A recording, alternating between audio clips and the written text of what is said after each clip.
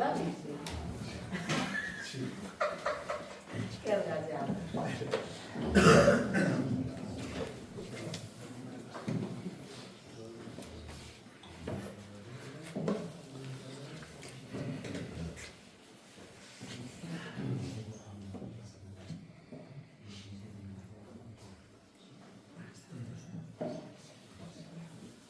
Hasta aquí un podcast.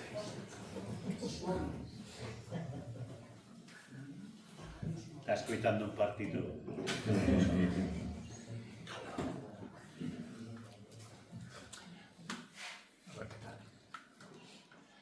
Hola, moi bo día. Grazas a todas e a todos por asistir ao que vai ser pois a primeira entrevista da Asociación Piruchela. Levamos pouquiño tempo organizando actividades. Esta era probablemente unha das que máis ganas tiñamos, non? Un formato de entrevistas musicais, culturais, nas que coñecer e recoñecer artistas do país. A verdade é que para este primeiro programa temos unha persoa, unha figura moi importante para moitas de nós na cultura galega. Tal vez xa saibades casi todo, pero por respeto, por admiración e por cortesía tamén pois a compañeira Lorena vai facer un pequeno resumo, unha semblanza do que é o noso invitado de hoxe. Ben, como dixo Pepe, a nosa primeira entrevista non podía ter un protagonista mellor acaído que Mini. Xosé Luís Rivas Cruz naceu en Pacios, Begonte, no ano 51 e actualmente reside en Boimorto. Mini é, sen dúbida, unha das presenzas máis recoñecibles da música e da cultura na Galiza. Os versos, recitados ou cantados a través da súa fonda voz, son relato de país e de compromiso político e social. Mini traballou en moitos campos, entre eles o de mestre de primaria, cantautor, compositor, musicólogo e político. Compuxo e adaptou cancións galegas e comprometeuse coa recuperación e a difusión do patrimonio cultural galego. E fixo desde os comezos co grupo Fuxan os Ventos, máis tarde con a Quenya e tamén co seu labor de recompilador de folclore. Ademais de editar 13 discos con estes grupos, Mini tamén creou música para diferentes vídeos como de Historia da Lingua, 70 anos de nacionalismo, o Longa noite de Pedra, entre outros. Achegou traballos recompilatorios con Mero, Baldomero Iglesias do Barrio, con diferentes temáticas como folclore de Nadal ou contos e lendas tradicionais. Mini doou ao Museo do Pobo Galego as coleccións de cantos, bailes, lendas e refráns recollidos ao longo da súa trayectoria. E este repertorio foi digitalizado e está a disposición de todas aquelas persoas interesadas no patrimonio oral galego. De sobras é coñecida tamén a súa trayectoria política, desde o seu cargo como alcalde en Boimorto até o de deputado no Parlamento Galego polo BNG. Bueno, e poderíamos seguir achegando un montón de datos do noso protagonista, pero penso que a mellor é que temos paso a entrevista por parte do noso compañeiro Pepe Cuña a mí. Moitas grazas.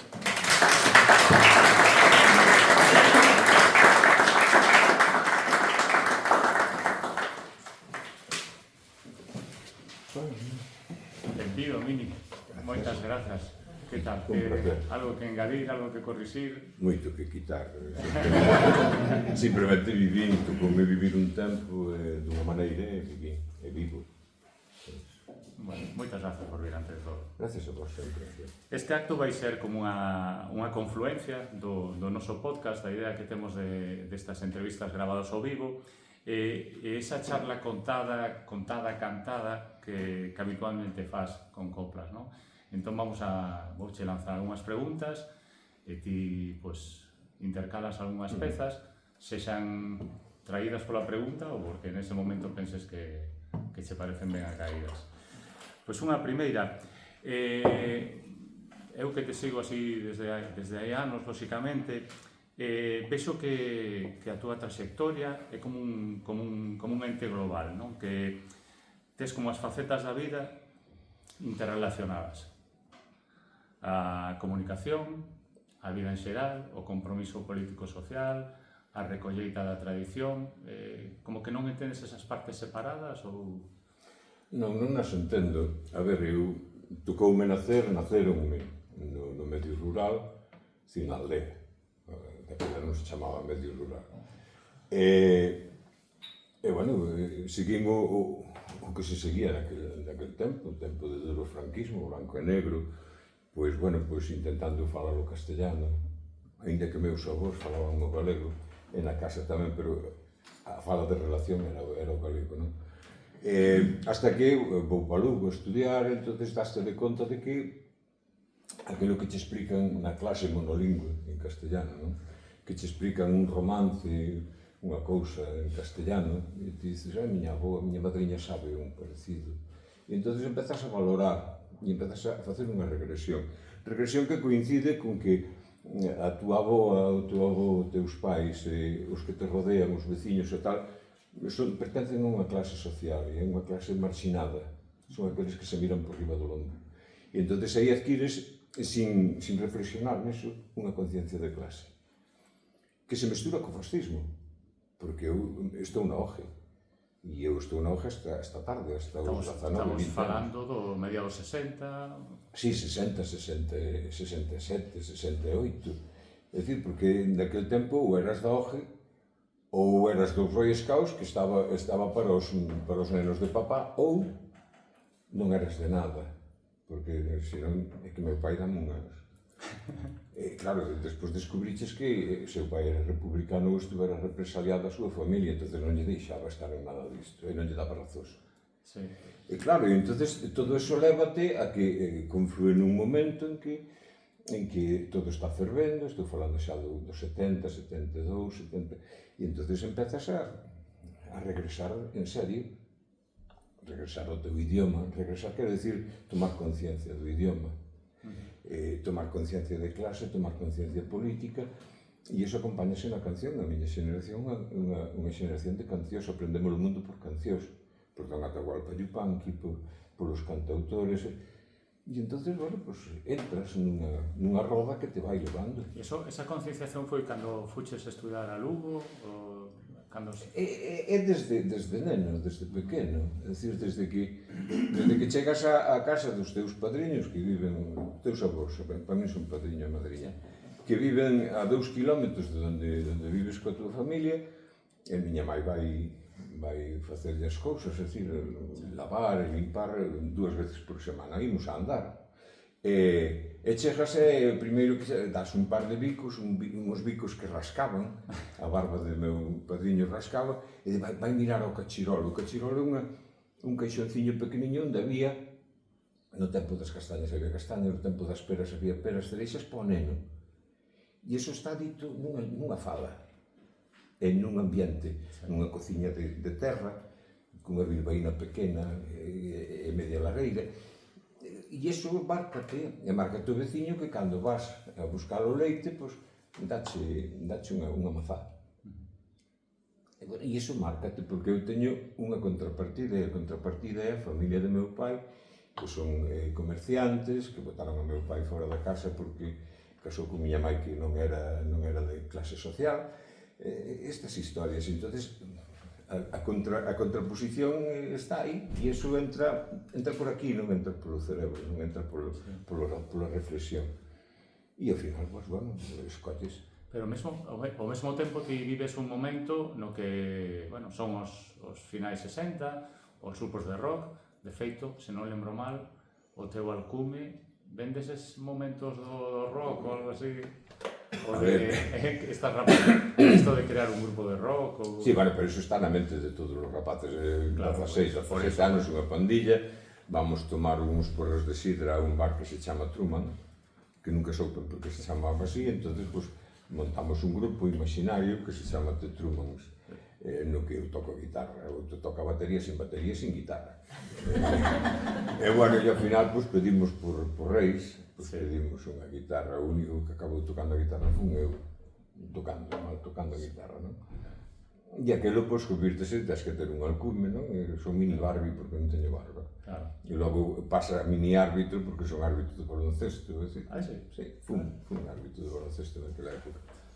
E, bueno, é iso, é unha época que hoxe non é moi comprensible. E como chegas? Claro, que o normal, supónse, daquela época, vas á cidade, anda que se xa Lugo, que tampouco é unha grande cidade, digamos, de modernidade, pero neses momentos, como chegas a Atahualpa Yupanqui, a toda esta música de protesta, canción social e demais.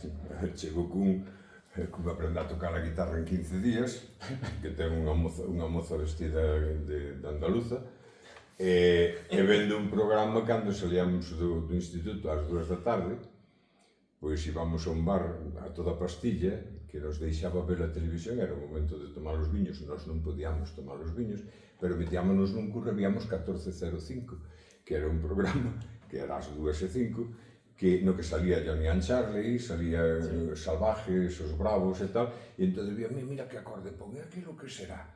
E despois comprabas en Fusalva, que era unha librería que vendía de todo, desde preservativos hasta xornais e revistas, e cousas clandestinas tamén había, e comprabas un cancioneiro que traía 2 ou 3 cancións dos Beatles, e vías aqueles acordes extraños, unhas disonancias, esas cousas.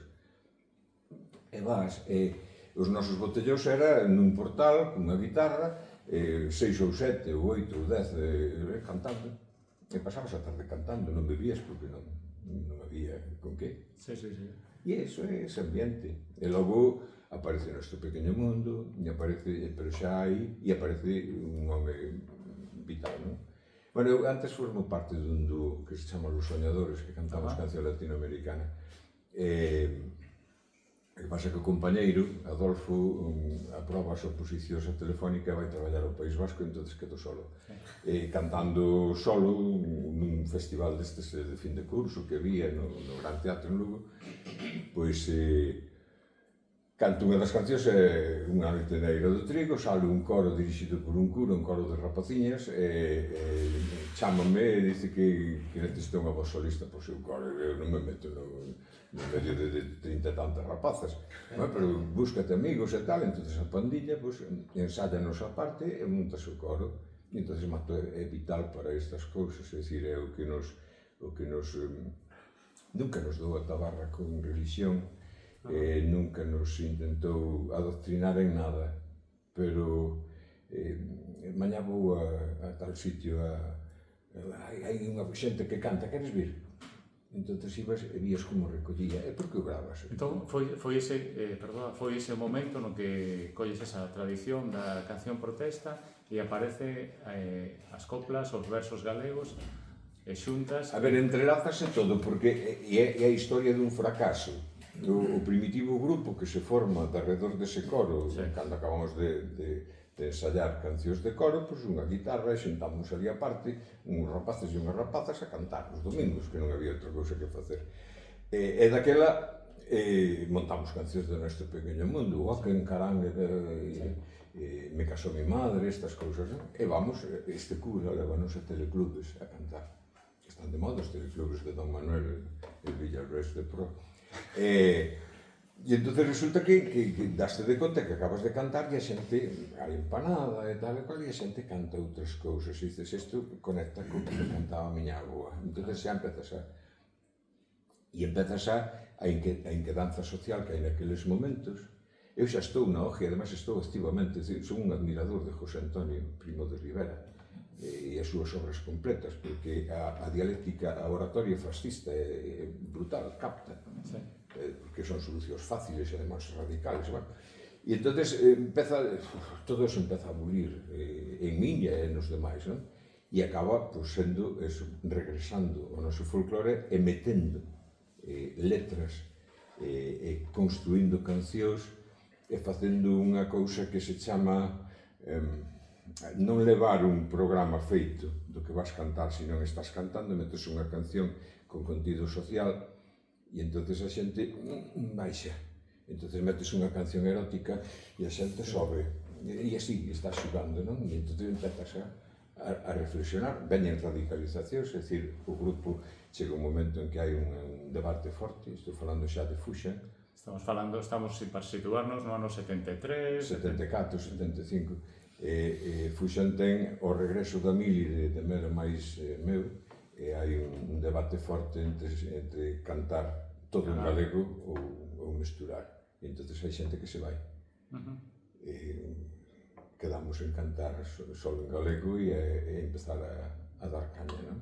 E a medida que vas dando caña vas tendo contacto con xente, con intelectuais, con poetas, con Manuel María, con Celso Emilio, con Meira Vilas máis tarde, con xente que, con Isaac Díaz Pardo, xente que sutilmente, porque é xente toda moi sutil, moi afable, moi...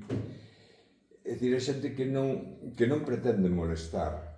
Que non é unha simbiose forzada, en absoluto. Vamos cantar a Sargadelos. Sí. E entonces Isaac, que non nos conocía, Isaac pues dice, cando que irades vir podedes vir pasar aquí uns días e aquí tedes unha biblioteca espectacular, que era espectacular a biblioteca que tiña ali. E entonces podedes usala, podedes vir. E entonces regálanos un libro que curiosamente ten 2 páxinas dobladas. E curiosamente son 2 poemas que son brutales, non? Arroi Xordo, de Lourenzo Varela, creo que, ou de Seone, e As ratas. E claro que curioso, é dicir, non che di nada, é dicir, simplemente se quería que non hai que musicalo porque é brutal, non? E que en di eso, pues, Manuel María, e necesitábamos unha canción para en octosílabos, entonces sale a Cantiga das Encrobas que está naquel momento. É iso, ese contacto, é un contacto moi respetuoso, moi educado, moi profundo. E iso leva consigo que vas tomando conciencia política e tomando conciencia social do país que tes e conciencia nacional. E entonces é cando empezas a valorar, a revalorar todo o que tiñes e o que viviches. E vives, sigues vivindo no rural. Eu sigo vivindo no rural. Queres tocar algo? Pode ser. Vemos. O apetece? Pode ser unha peza tradicional. Pode ser. Que me apetece porque é un... A ver, é unha... Xesús Mato é un grande musicólogo, ese cura de Fuxen os Ventos. Detrás de moitos grupos galegos que saliron, había un cura. É curioso, porque é unha época en que a igrexa se molla ademais desa maneira de non molestar. E hai unha canción que ten 2 modalidades, un en tono maior e outra en tono menor. Baila Manueliño, Manuel baila, baila Manueliño con Adelaida nena, con Adelaida. Baila Manueliño, Manuel baila.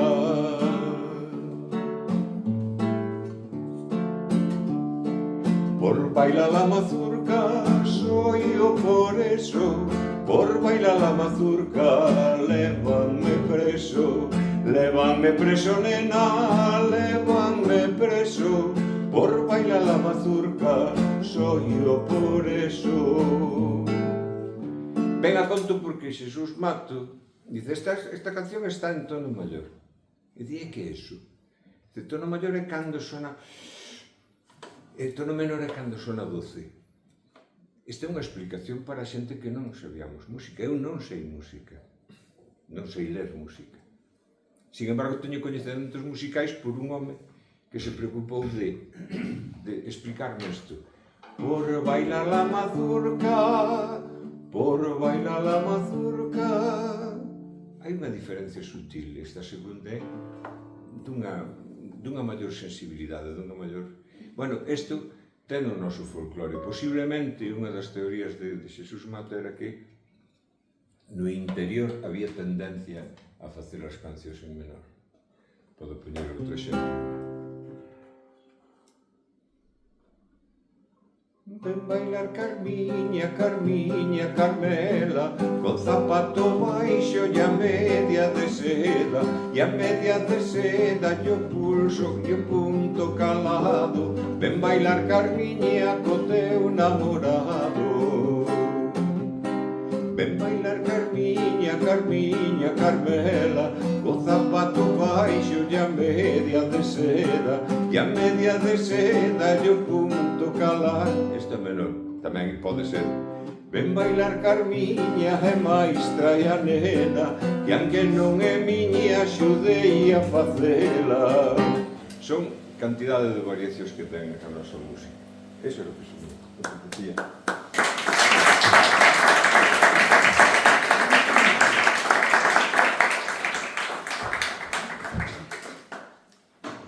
Estamos nun momento, agora mencionabas o final, momentos de moito compromiso, estamos, vai chegar a morte do dictador, e en certo modo, eu digo unhas charlas que dou, que se puxo de moda o de cantar galego.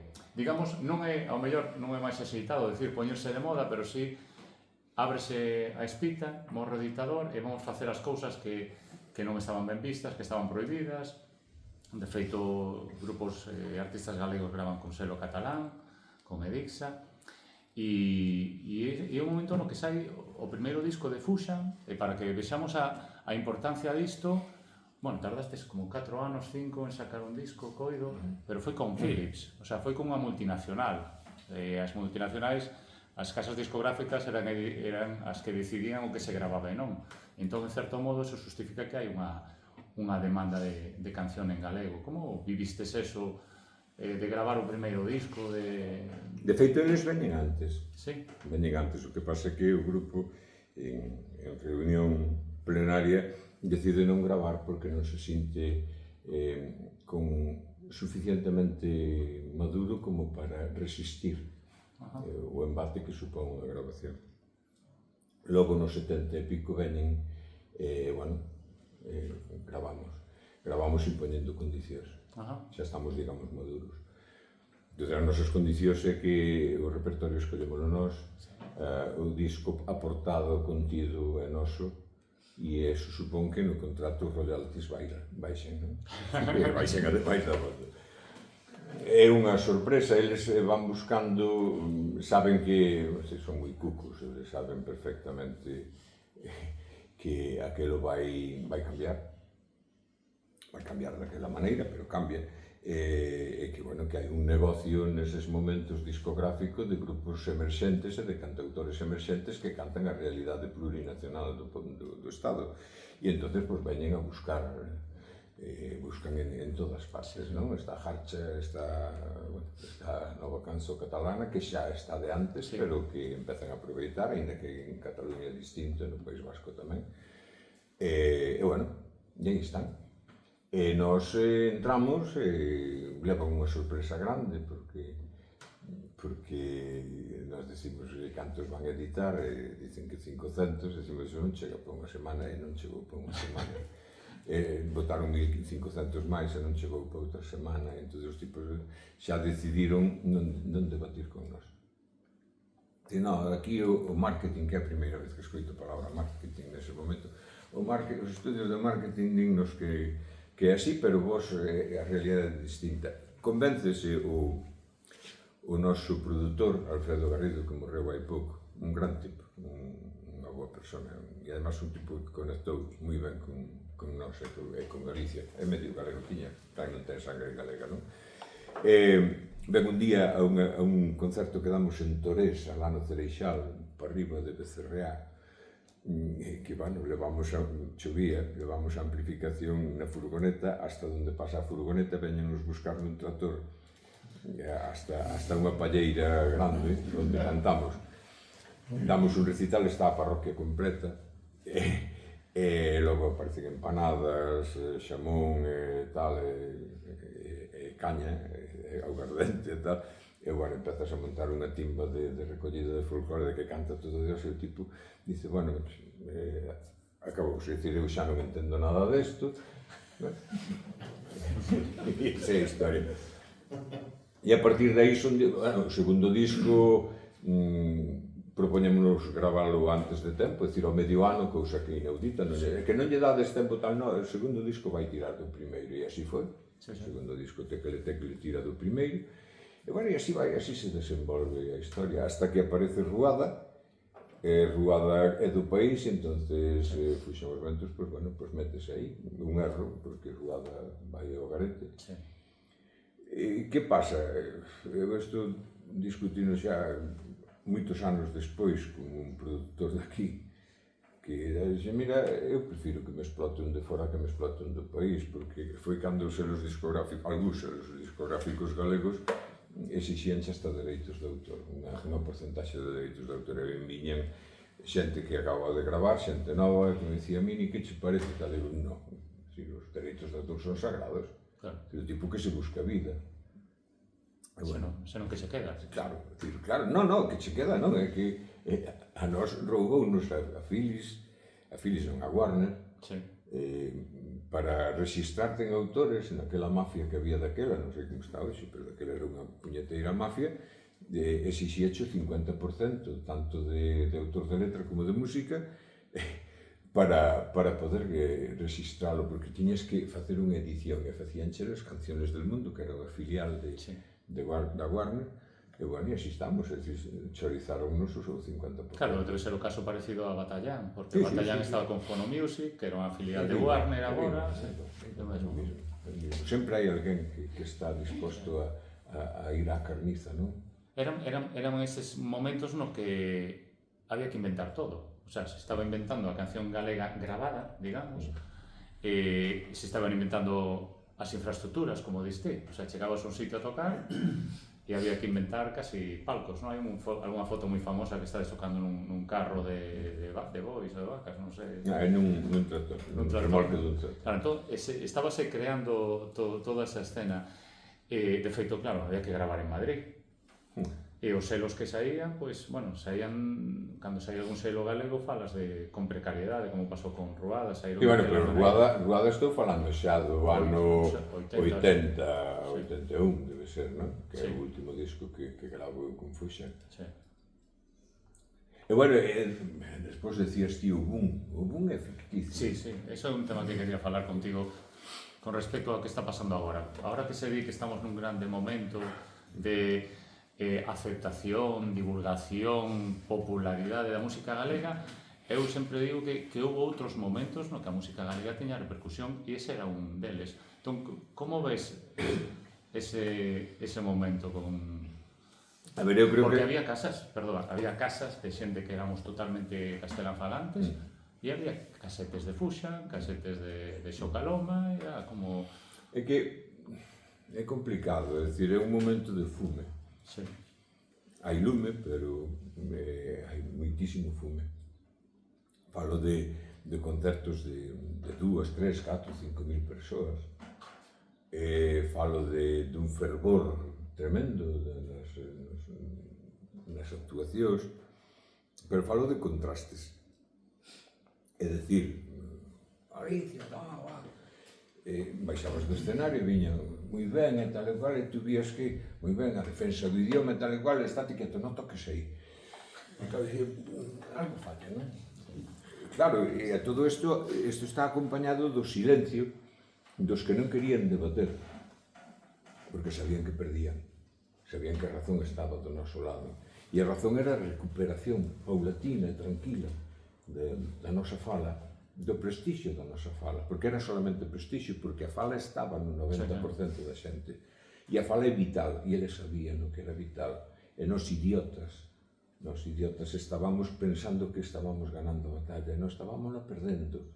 Por que? Porque eles, co seu silencio, estaban esperando a ter as cifras e ter o poder, recuperar o poder que nunca perderan, para darnos a puntilla, e a puntilla dánola no 2010, dánola moito antes.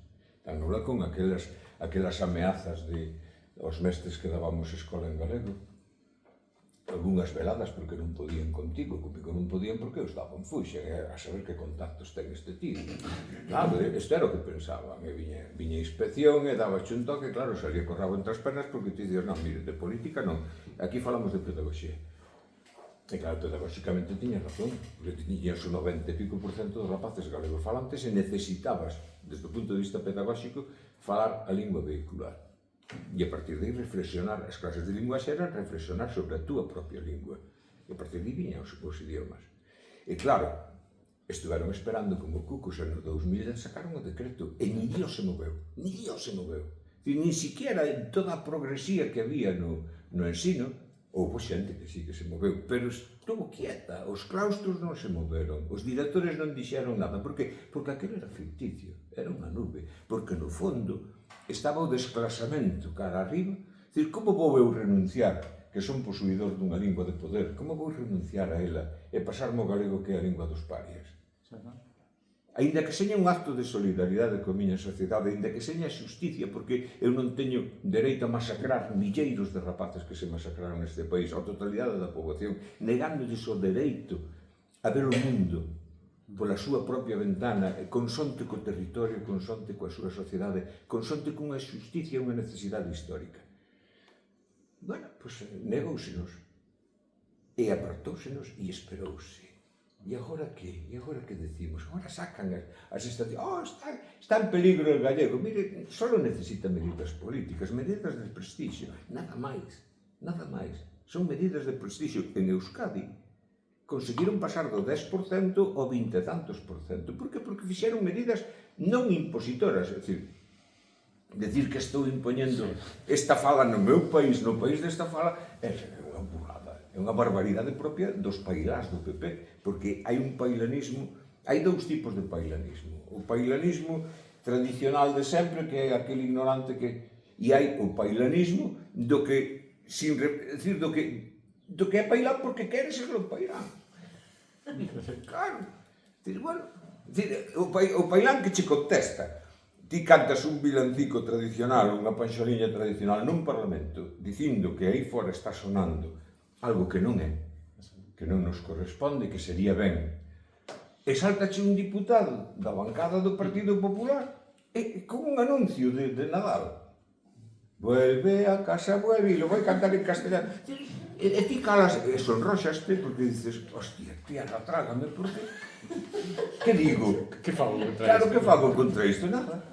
Bueno, esta é a realidade deste país, é un país absolutamente delicioso precisamente por esos contrastes, se non foran tan cabros, porque estante reventando por dentro, pero é que é tremendo, somos a veces dunha inocencia que raya coa estupidez, pero dunha maneira tan contradictoria, pero é así, esta é a realidade. Entón, por eso che digo, daquela era moito fume, porque nin as elites estaban dispostas a mollarse en algo tan cabrón como é a identidade deste país, porque claro, de todos os países, de todas as nacións do Estado español, o único que tiñamos maioría falando e que levamos un nacionalismo dentro das nosas carnes somos nós. Porque ti calquera persona está falando e tal, pois eu estou en Cataluña e a mí, cando me falan catalán, contestolles en gallego. Esa é unha afirmación da túa propia nacionalidade. Sínteste afrentado. Ou aquel outro tamborileiro que foron tocar a Madrid cunha coral, non sei se era Toxos, unha coral famosa, que ao cabo de pouco tempo, de 3 ou 4 días, decía o tamborileiro ao director do coro: cando volvemos para España? Isto é algo que, bueno, está aí e un está mirando e dice, joder. Bueno, cántanos outra. De que queredes? Estou aquí con meu labor de... Que queredes? Cántavos unha lala. Perfecto. Non se dou. Por que ese movimento de renovación da música ou de afirmación da música galega escolle Fuxan e algúns outros escollemos a música tradicional? Porque é unha música recoñecible, porque son melodías ás que lles podes poñer letra na fala do país e coinciden a expresión musical e a expresión falada coinciden coa xente, entón é masticable.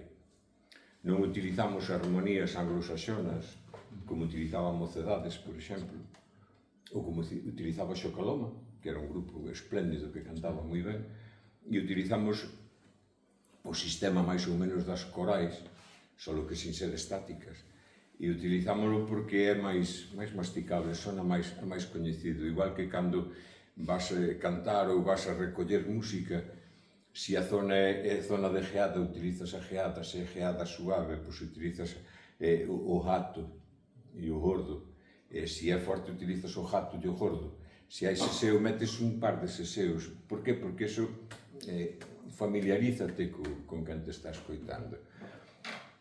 Entón, este é un alalá que cantaba a miña avoa, miña madriña, nacida no século XIX, no 95, e que lle puxen unha música que ten que ver con ese pano, unha letra que ten que ver con ese pano.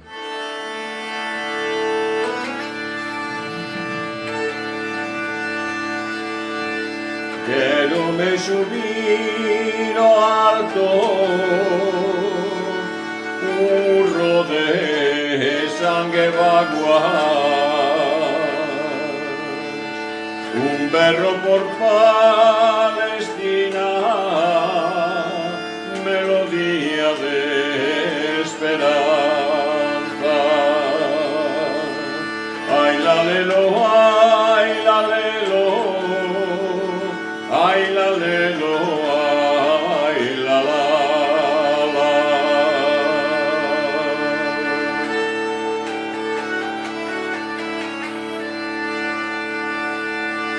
Non o cobarde silencio da masacre programada,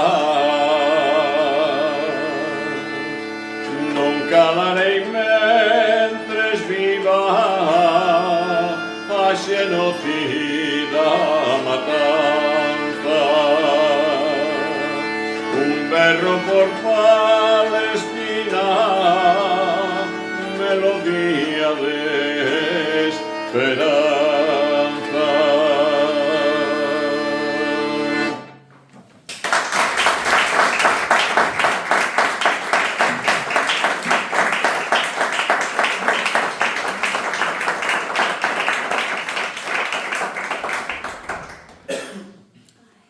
Xa que estamos aí situados máis ou menos cronolóxicamente nos 70, nos 60 e os primeiros 80, ti és profesor de primaria dende comezos dos 70. Nalgún momento, porque ahora moita xente, ainda pregunta a xente se se pode vivir da música, cantos artistas, Pepe, crees que viven da música e tal? Ti en algún momento colles ou excedencias ou estás todo o tempo compaxinando os dous labores? Si non, eu non me planteo a vida sin ensinanza, sin o ensino, é a miña vocación. Teño esa grande sorte de chegar pola mañá con dolor de cabeza ou cansado e en canto se te presenta un daqueles monstruos cabezudos, chamados así familiarmente, un rapaz, un neno ou unha nena, non? E che mira e di, Mini, o maestro, que facemos non sei que, xa está. Xa entras na voráxine, no ritmo da clase, entonces, para min é a miña vida. Unha vida chea de contradicións, un traballo cheo de contradicións, porque ti esperabas comer o mundo, resulta que tes que empezar a picar pedra, non? Falo de chegar con ideas de renovación pedagóxica e ter que desmontar unha novena del mes de maio de las flores, non desmontarla, non dicir os meus rapaces non baixan a novena, non perden o tempo, dicir, iso é cousa da Iglesia, ou de desmontar que se entre no colexio en fila e en silencio e se rece un misterio do Santísimo Rosario todas as mañás. E iso desmontase, e claro, eu non era mestre para iso, por iso despois escollo unha unitaria. Eu vou para unha unitaria, vou 20 anos nunha unitaria. Non é para facer nada revolucionario, simplemente para intentar ser coherente con a realidade que me rodea. Non o consigo moitas veces, pero noutras creo que sí, non? Sempre co estupor de moitos pais, non? De nais que miran aquilo como cousa, como podo ir eu cos rapaces en pleno xaneiro ou febreiro ver estar observando como se besa, como se ara en vertedeira unha leira, non? Para ver se hai descances ou hai algún animal, algún reptil que está hibernando. Sempre estiveches en entorno, antes dicías aldea, rural, nunca estiveches en cidade, exercendo? Exercín moi pouquiño en cidade, non creo que son un ano de servicio de sustituto Non, o meu medio, sobre todo por unha... A ver, é un mundo que entendo. E é un mundo no que me apetece vivir. E ademais é un mundo de liberdade para os meus fillos. Os meus fillos na parroquia de Brates, en Boimorto, viven soltos. Por que? Porque están baixo a atención de todos os veciños. Os meus fillos e os outros. Sí, sí, sí. Andan enrolada. Calquera persoa allea á parroquia é rapidamente vixiada e sábese, non, é familiar de non sei quen. Hai un control e hai unha protección e eles viven libres e fan as trastadas libres. Entonces, bueno, eso ten un precio, sobre todo crianse no ambiente no galego, no ambiente rural, que é onde sabes de onde veñen os alimentos, onde ves correr o tempo, ves correr as estacións, ves os cambios de tempo, ves eso, observas.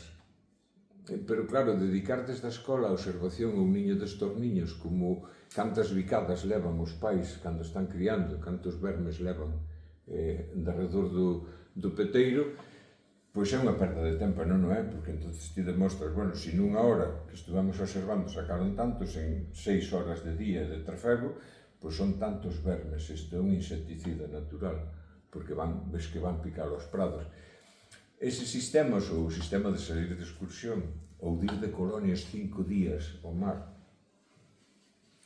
pois causa choque, non? E causa debate, é perder o tempo para algúns, para outros non, e sobre todo falar o gallego, pois non é... Bueno, a estas alturas da entrevista, coido que xa vai quedando bastante claro, se había dúbidas, esa unión de todas as facetas vitais de Mini, pero quixen recuperar unhas frases que lle dicías a David Lombao hai 10 anos en Praza Pública, así que vos leo.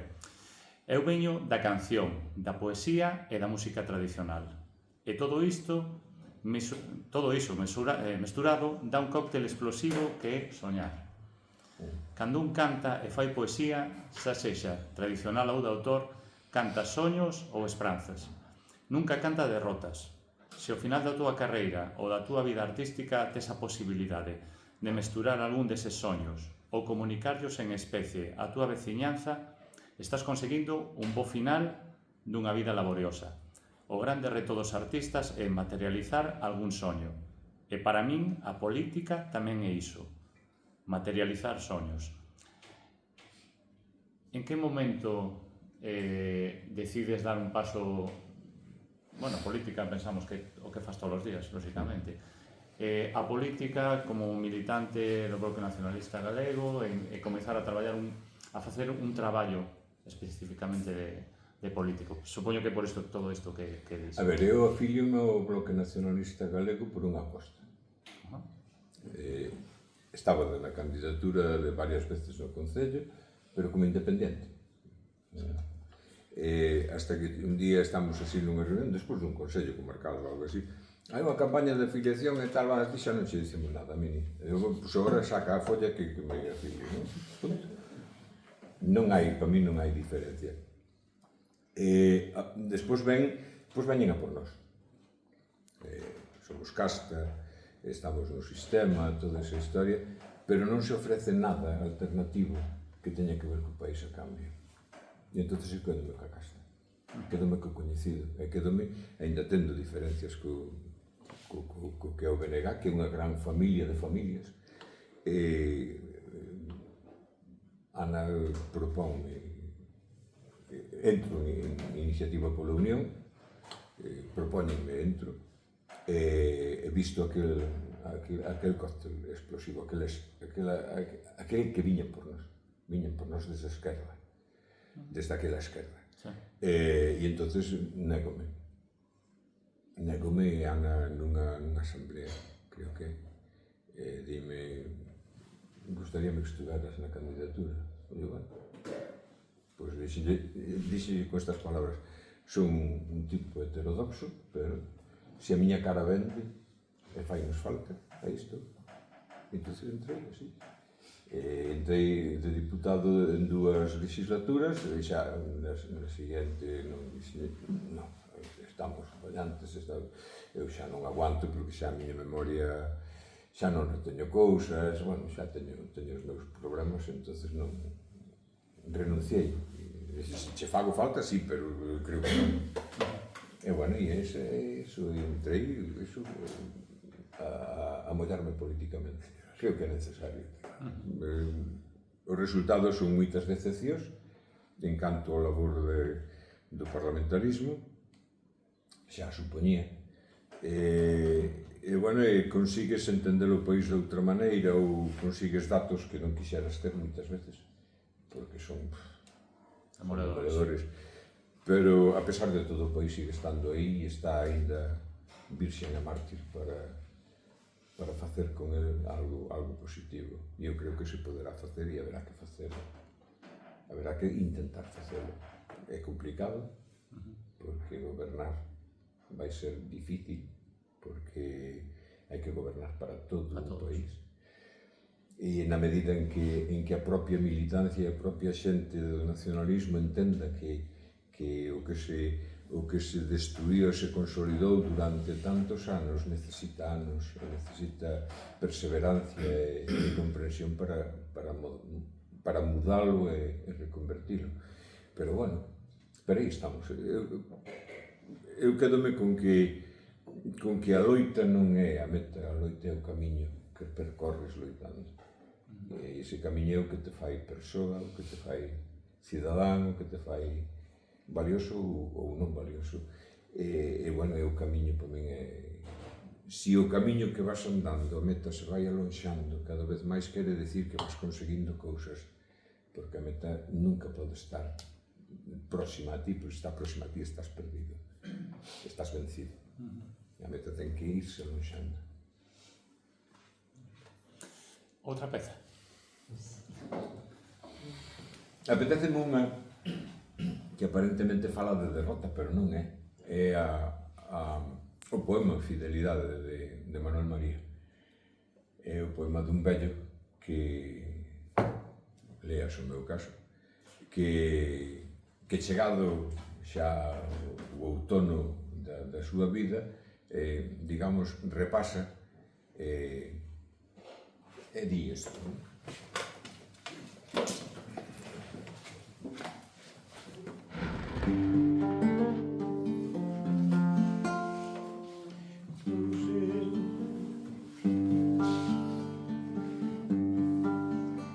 Pousouse algunha vez nos nosos ollos a pureza das cousas verdadeiras e temos a certeza de que hai auga limpa de fontes e regueiros.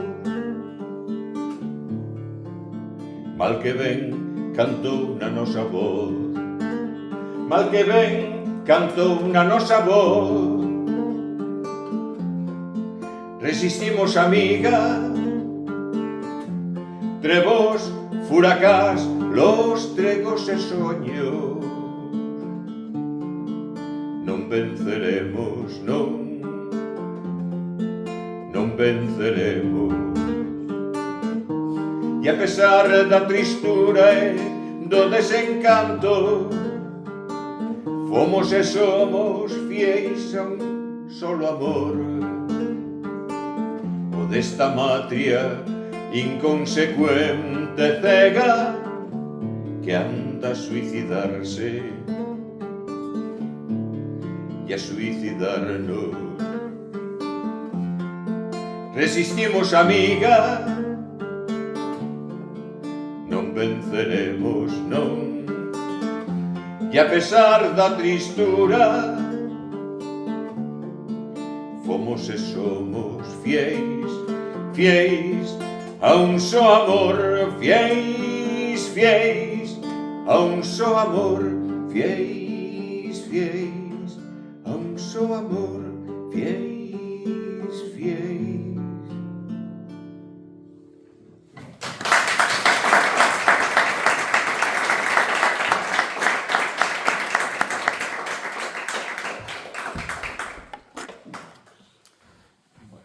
Volvendo un pouco ao tema de discográfico, ¿no?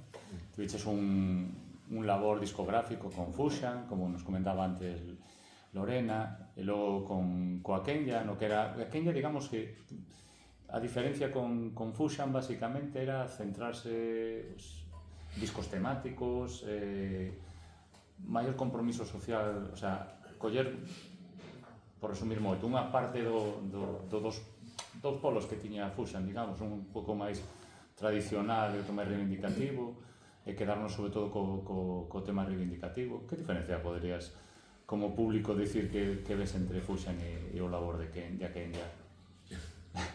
A Kenya ten a delicia de empezar de novo outra vez, empezar desde baixo, sin aspaventos, e nace da necesidade de que Fusion, eu saio de Fusion, cando dous máis, cando mero e cando mato, mato sale un pouco antes, porque aquilo non parecíanos que non iba.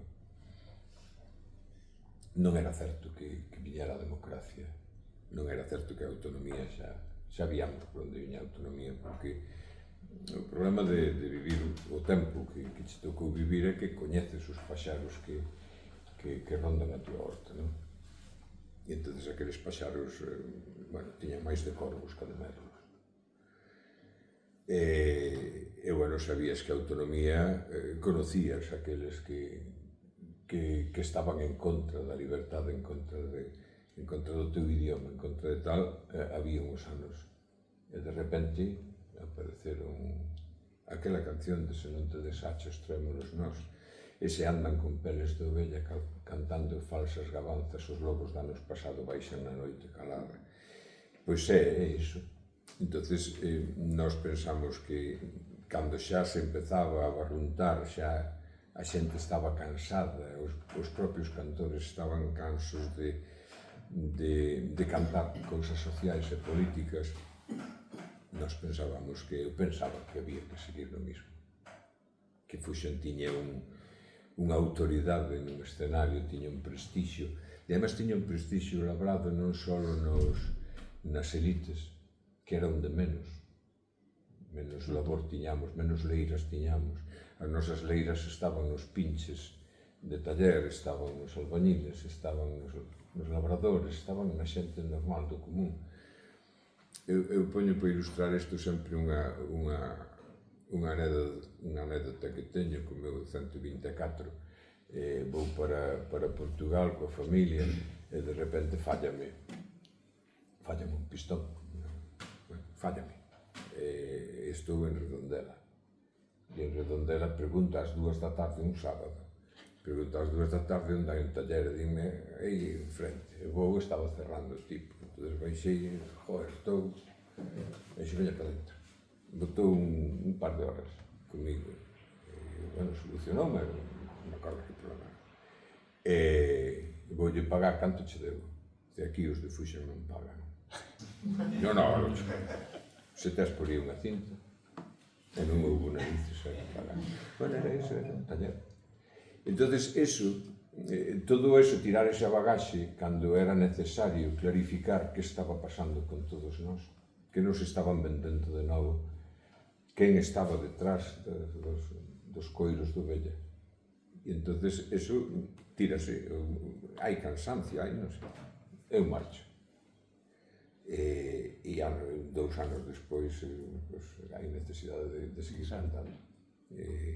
Ese mono que queda, a adrenalina de estar no escenario, máis a necesidade de decir o que está acontecendo, sale na Kenya. E sigue a mesma pauta que había en Fusion os Ventos, de outra maneira, discutimos a calidade do nome, o que se queira, pero sigue a línea mesmo. E logo, cando remata a etapa da Kenya, pois, certo modo, segues. O sea, ese verme, claro, sigo porque me chaman. Chamanche porque hai unha conciencia e necesidade, porque ti, tamén lín por aí que ti es... a teu compromiso tamén ven pola canción. O sea, sí, están... É que eu mesmo, é dicir, son linguaxes. Pero chámame de Vigo. Ti poderías dar unha charla sobre música tradicional. E hostia, métesme... E logo, entón preparas unha charla Preparala como, é dicir, eu non podo falar de música tradicional galega desde o punto de vista estético, négome. Entonces, teño que falar da música galega falando de identidade, falando de fala e de identidade, e falando de literatura infantil. Que eu teño que decirlle por que, teño que decirlle á xente o que vivín, non me estou inventando nada, porque unha fala como a nosa que non ten a reflexión necesaria da escola, porque a escola debe ser reflexión sobre ti mesmo e sobre a túa lingua, sobre a linguaxe e a túa lingua. Que non a ten, pero é unha fala que desde hai séculos ten recursos. É dicir, entonces, ten recursos, por exemplo, para falar polo verso e facer poesía tradicional. E claro, ten recursos cando un rapaz dice, vai ali e trae má caixa. Que caixa que sobe e baixa? Claro, sí, ou dicirlle, non sei, sabes unha cousa, un burro na chousa. Eso é iniciación á métrica, ao ritmo e á rima. Entón, claro, e todo eso empezas a ligalo con adiviñas que están en verso, con, non sei, por riba daquel zanzaranzán, 25 cejos van, cada cejo coa súa moza, cada moza co seu can co seu gato, cada gato co seu rato, cada rato co seu espiga, cada espiga co seu nuto, e nacimo unha turulu. Claro, e iso son recitativos que, ou tes trabalingüas, do queixo non che me queixo, que o queixo ben che me sabe, queixo me de quen mo vende, que non mo deixa de balde, ou máis jodidas, unha peja merja, reborderja, jorda, revirijorta, cotovelada e xorda. Todo eso son recursos son recursos que ten a fala e a literatura, e empezas a falar de literatura, falamos de literatura. Podemos falar desde a explicación de por que unha anduriña é un paxaro bendito, porque lle foi quitar as espiñas a Cristo cando as tiña e manchouse de sangue, entón non se lle toca. Claro, curiosamente, o papo roibo e a anduriña son paxaros insectívoros. Enlazamos coa ecoloxía? Non quero, pero está aí. E era pecado tocarlles, desfacer os niños, nós que desfacíamos niños e paxaros. Bueno, todo eso, e é necesario falar de identidade, entonces aí sí falo de folclore. E falo do que vivín e vivo. Eu falo o meu galego, agora non, pero o meu galego habitual é un galego de aldea, porque é o que me gusta, é o que ten sonoridade, é o que ten, aínda con castelanismos, é o que ten forza, é vital. Cada vez me quedan menos interlocutores, pero está aí, e é o que falo cos meus exalumnos. E entonces a necesidade de dar charlas, pois lévate, outro montamos un grupo coas miñas fillas, e máis con Mariña Quintillán, e estamos, antes estuvemos cantando en Lugo, e pasámoslo ben, quen ven, sabe o que vai. Nós, o que estou dicindo aquí, decímoslo en público, é dicir, vamos, cantamos a canción da natureza, cantamos a canción de aquí, cantamos cancións, dicindo, eses son uns desgraciados que nos están fastidiando así, é canción política, social, como queira. É o que ofrece, eu non chamo a ninguén, pero é o que ofrece o meu grupo. E punto, é nada máis. E se queres vir a cantar e a reflexionar un pouco se che dá a gana, pois ben, e se non, pois ante as pascuas. Non pretendemos nada, non pretendemos ni siquiera gravar un disco, igual o gravamos, pero... O que quede aí, sí. Tira esta, seguir estando, seguir no camiño. Bueno, que tal unha última peza unha derradeira peza para fechar este podcast e logo o mellor, se hai algunha petición ou se hai algunha pregunta, se hai algo máis, pero que se te ocorrería así a caída como última peza?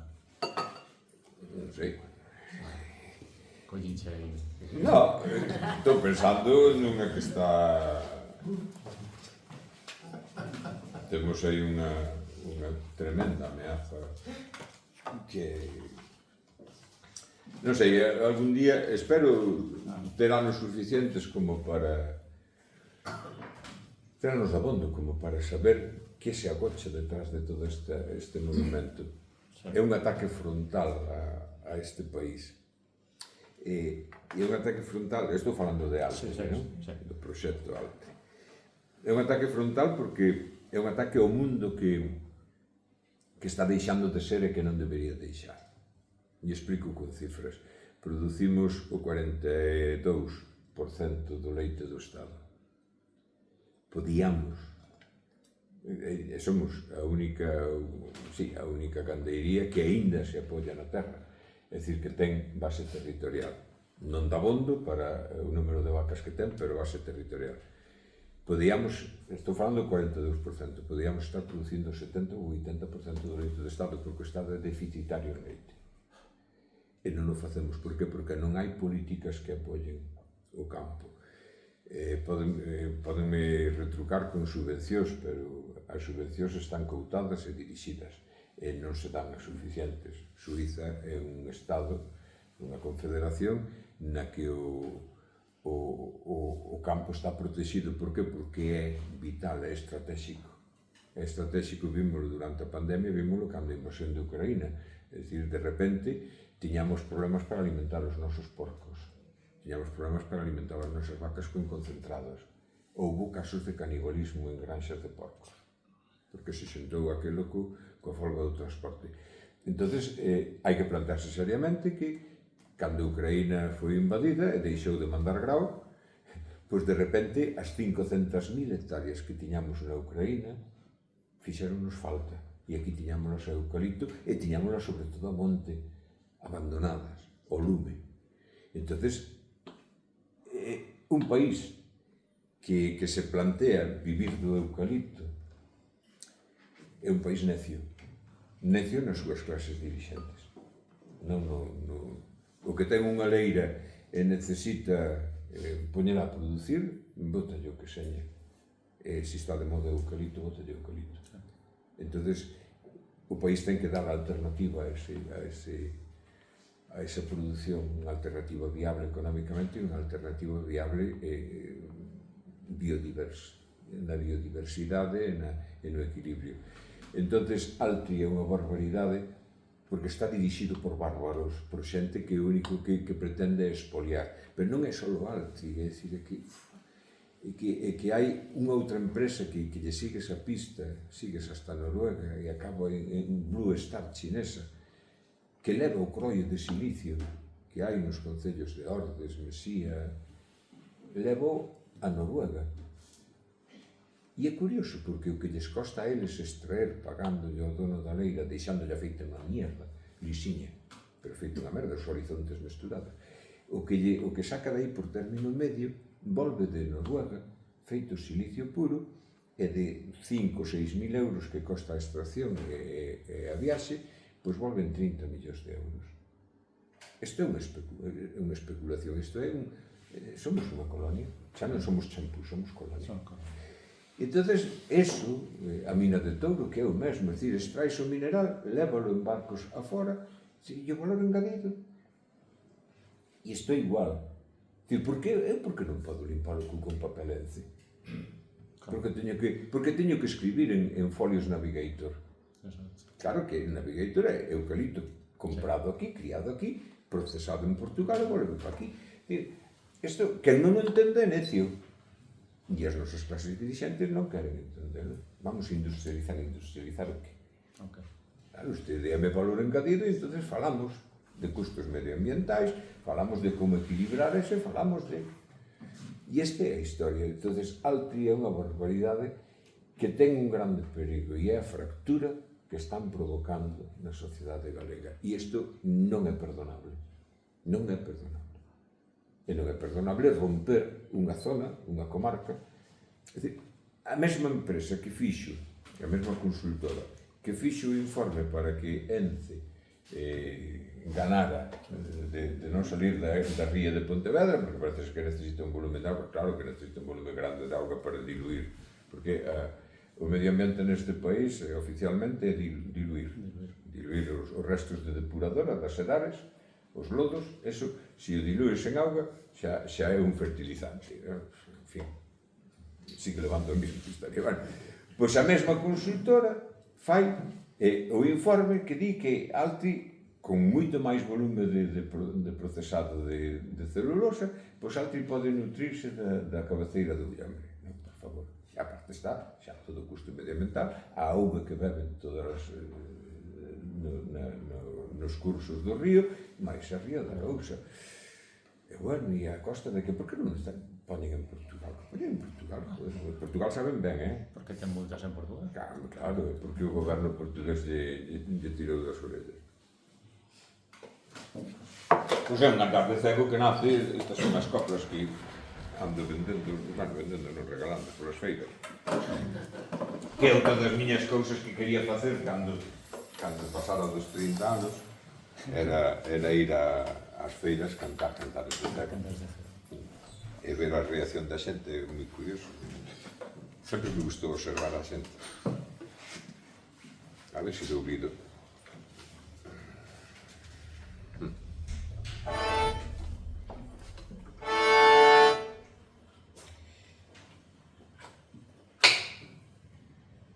Bueno, un cantar de cego tradicional dos coñecidos de sempre que creo que se adapta a isto.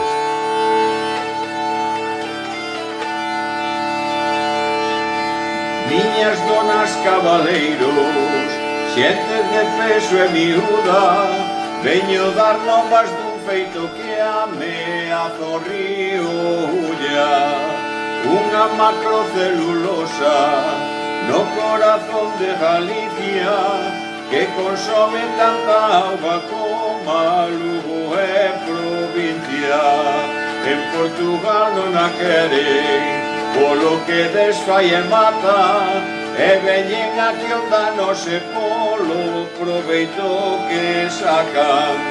Tan vizosa gallardía que gastan estes señores, que afirman que o seu negocio vai a recender e a florer.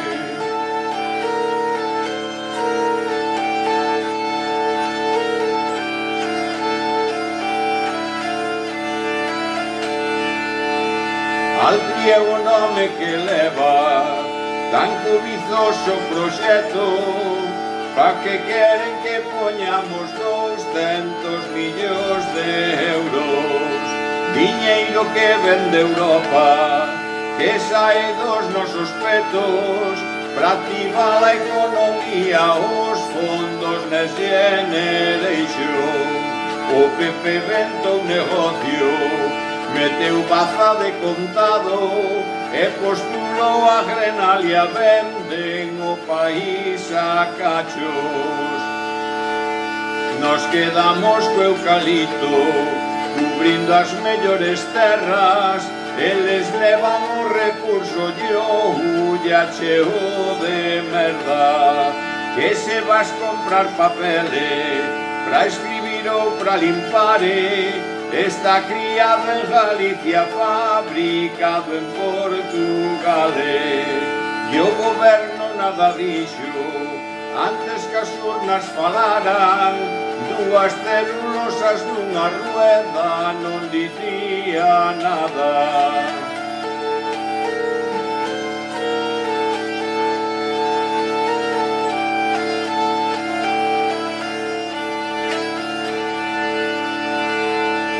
Ángeles de Melide diz que non leu o proxecto, que pra iso é conselleira e non pra perder o tempo. Se pra Ence non valía ningún río de Galicia, tal como fallou hai moito a interesa da xustiza. Como pode ser que agora, cando lles convén a eles, para altrixe que vale raios, parta delincuentes, queren tomarnos por parvos. Non temos Galicia en venda, se tan chollo este chollo, Portugal está aí a espera. E se seguides teimando en espoliar esta terra, desde o leite ao mexillón estamos en pé de guerra. Desde o leite ao mexillón estamos en pé de guerra.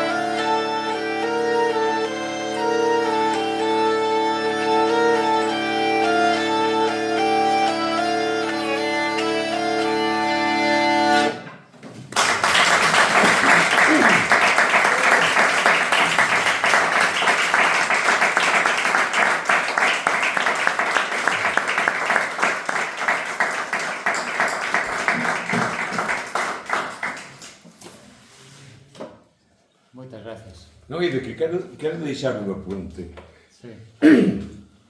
E ás veces trátase a miña vida e estas cousas como se foran un acto de egoísmo. Non, é un acto de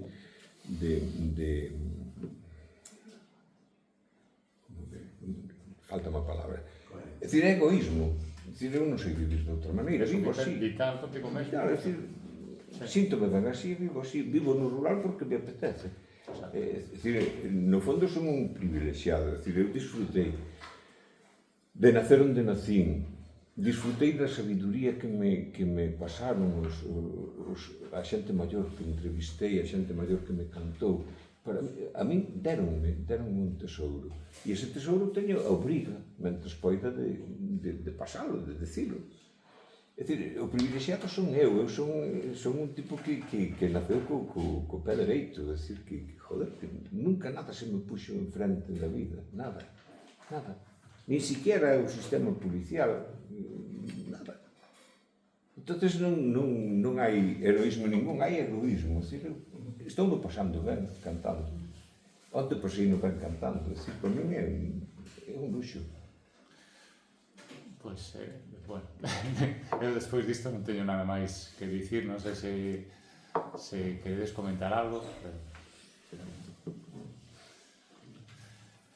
Pois moitas gracias. Gracias a vos. Personalmente foi un placer escoitarte, falar contigo e iso que falando en nome da Piruchela, que pensamos que unha vez visto o resultado estábamos no certo e que non podía haber mellor padriño para estas entrevistas gravadas da Piruchela. Moitas gracias. Gracias.